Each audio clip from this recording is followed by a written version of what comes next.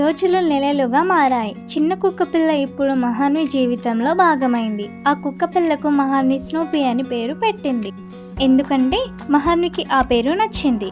ప్రతిరోజు ఉదయం లేచి స్నూపీతో మాట్లాడి ఫ్రెష్ అవటానికి వెళ్ళేది. స్నూపీ తన తోకను ఊపుతూ ఆమె వెనకే తిరిగేది. అలాగే మార్కెట్కు, గుడికి, స్నేహితులతో వీధుల్లో ఆడే చోటికి మహాన్వి స్నూపీని తీసుకెళ్లేది. ఒకరోజు సాయంత్రం వాళ్ళు నారాయణపేట గ్రామానికి చివరన ఉన్న పొలాల దగ్గర నడుచుకుంటూ వెళ్తున్నారు. అలా దారిలో ఒక పొదల మధ్య చిన్న కుక్కపిల్ల ఏడుస్తున్నట్టు వినిపించింది. ఆ కుక్కపిల్ల వంటి మీద చాలా గాయాలు కనిపించాయి. స్నూపీ తొందరగా అటువైపు పరిగెత్తాడు. మహాన్వి కూడా వెళ్ళింది.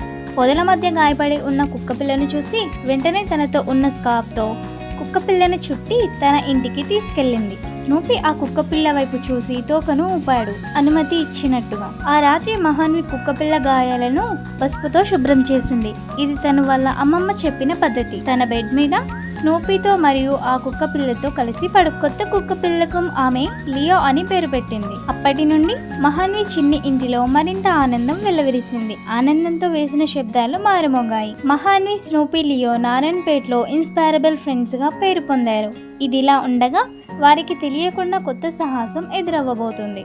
ఆ సాహసం ఏంటో తెలుసుకోవాలంటే మీరు నెక్స్ట్ పార్ట్ అని కామెంట్ చేయండి. ఛానల్ని సబ్స్క్రైబ్ చేసుకోండి ఫ్రెండ్స్.